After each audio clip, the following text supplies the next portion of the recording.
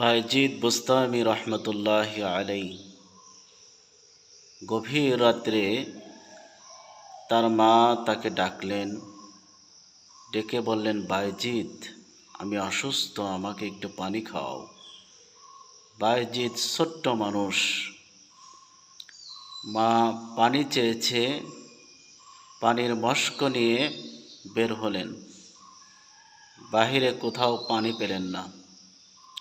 অনেক দূর থেকে গভীর রাত্রে বায়জিদ বুস্তামি রহমতুল্লাহি আলাইহি তার মায়ের জন্য পানি নিয়ে আসলেন। পানি নিয়ে আসার পরে দেখলেন তার মা ঘুমিয়ে গেছে। শীতের রাত।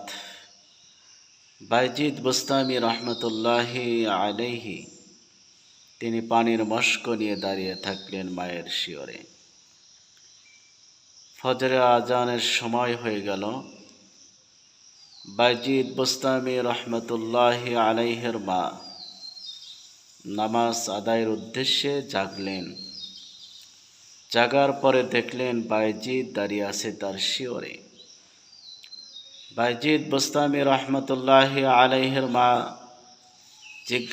জিজ্ঞাসা করলেন, বায়জিদ, তুমি আমার শিয়রে পানি নিয়ে দাঁড়িয়ে আছো কেন? বায়জিদ বললেন, মা, তুমি গভীর রাত্রে পানি চেয়েছিলে, তোমার পানির তৃষ্ণা লেগেছিল, আমাকে বলেছিলে, বায়জিদ, আমাকে একটু পানি খাওয়াও। পানি আনতে গিয়েছি, এখন পানি কোথাও পেলাম না, অনেক দূর থেকে পানি নিয়ে আসছি, এসে দেখি তুমি ঘুমিয়ে গেছো। বায়জিদ বুস্তামি রহমতুল্লাহি আলাইহি তার মা এই বায়জিদকে বললেন, বায়জিদ, তুমি তো পানি রেখে ঘুমিয়ে পড়তে পারতে। বায়জিদ বললেন, মা, তুমি যদি আবার পানি চাও, সময় মতো যদি পানি না দিতে পারি তোমার কষ্ট হবে, আমি এই জন্যই দাঁড়িয়ে আছি।